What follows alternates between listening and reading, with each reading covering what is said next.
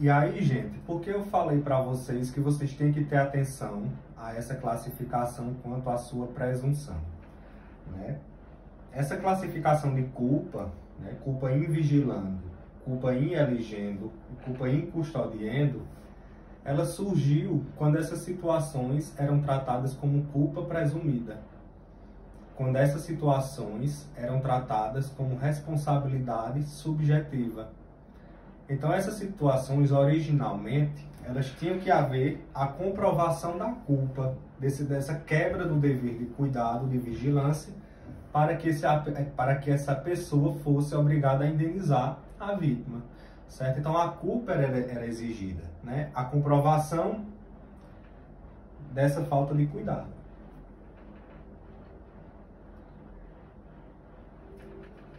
Então, gente, por que eu falei que a culpa, né, que essa classificação quanto à sua presunção, ela é importante? Porque quando a gente trata da culpa in vigilando, da culpa in eligendo e da culpa in custodiendo, isso foi originalmente pensado quando essas situações, elas se submetiam às regras de responsabilidade subjetiva. Então, essas situações, por exemplo, de falta de cuidado do pai com relação aos filhos, era tratada como uma culpa presumida, certo? O dever de cuidado, né, presumia-se que havia sido quebrado quando esse filho causava dano a terceiro.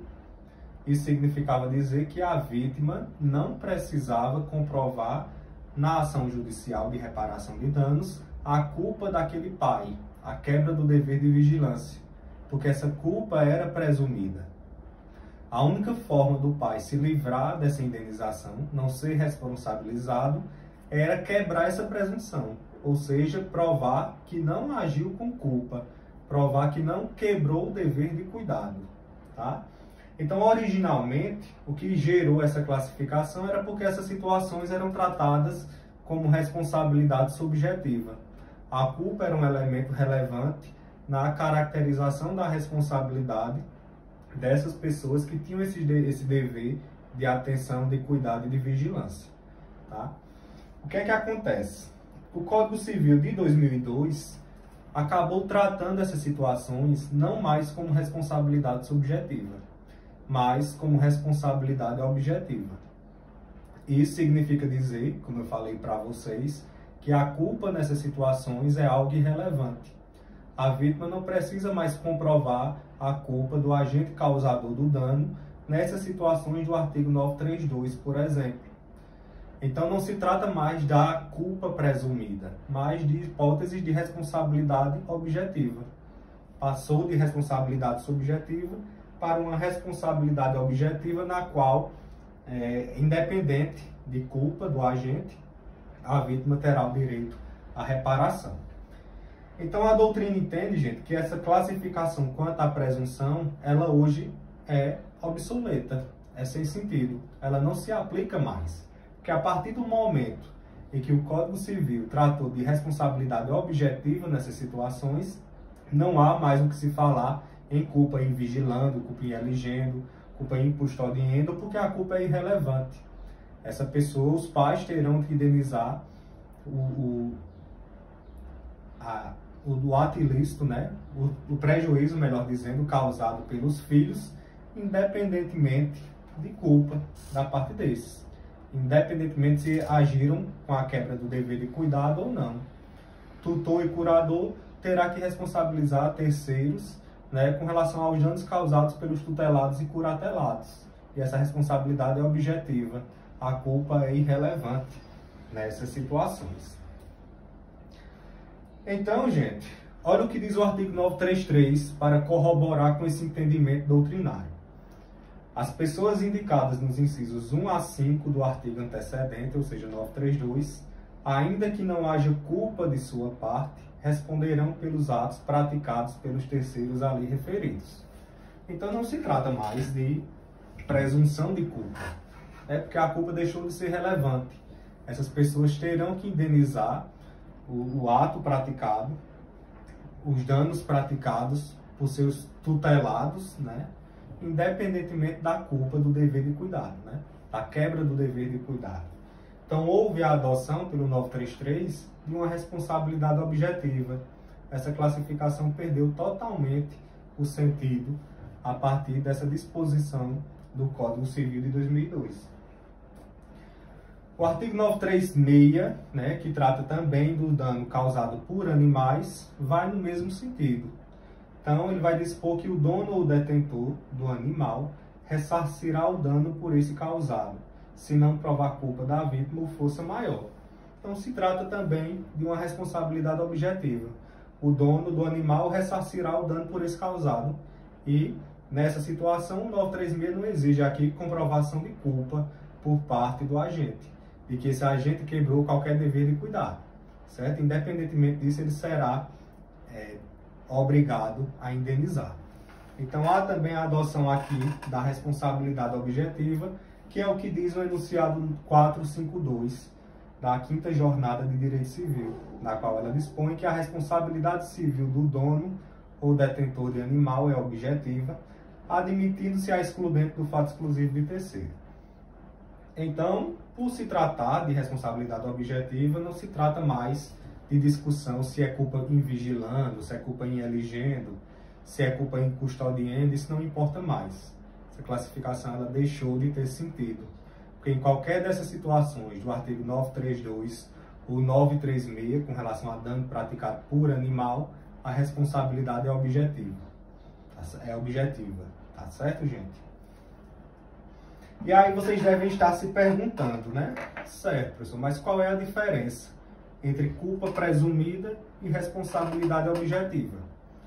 Porque o senhor disse que na culpa presumida, a vítima não precisa comprovar a culpa do agente causador do dano.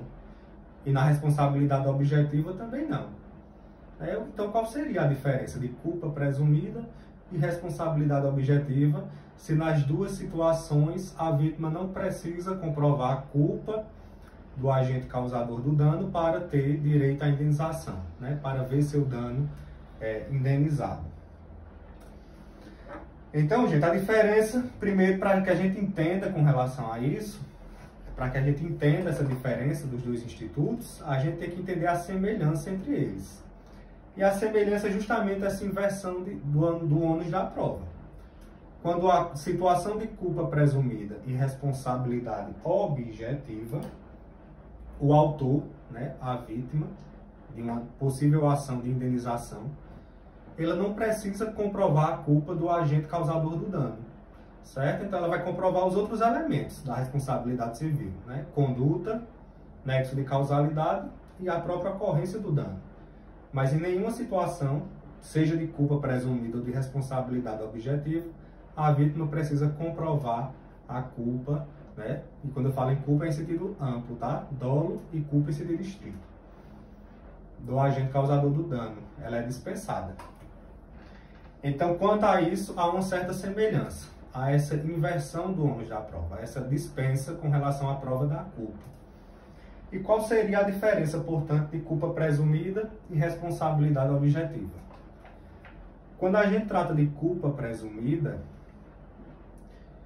embora o autor da ação, né, que é a vítima da ação de reparação, não precise comprovar a culpa do agente para ter direito à indenização, esse agente poderá se livrar dessa obrigação de indenizar.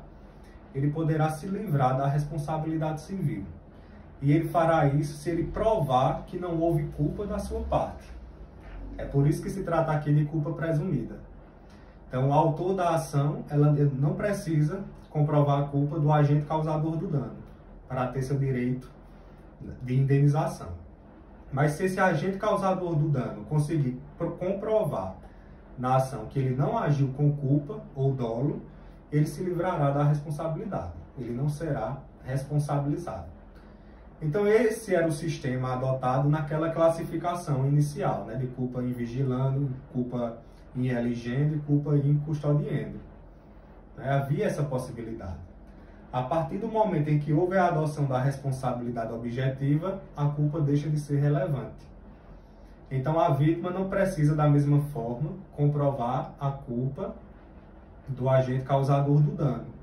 E o agente causador do dano, mesmo que ele comprove que não houve culpa de sua parte, ele será obrigado a indenizar.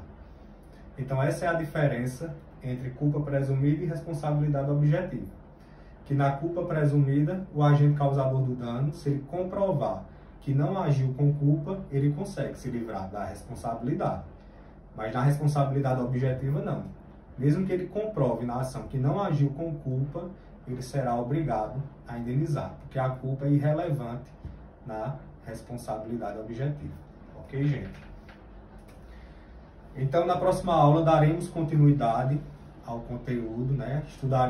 Daremos início ao estudo do nexo de causalidade. E aí eu postarei esses slides também junto com as aulas, certo? No YouTube. E aí eu peço que qualquer dúvida vocês coloquem lá nos comentários ou mandem pessoalmente por e-mail, que eu vou sanar no momento oportuno de forma mais rápida possível, tá bom, gente? Então até a próxima aula.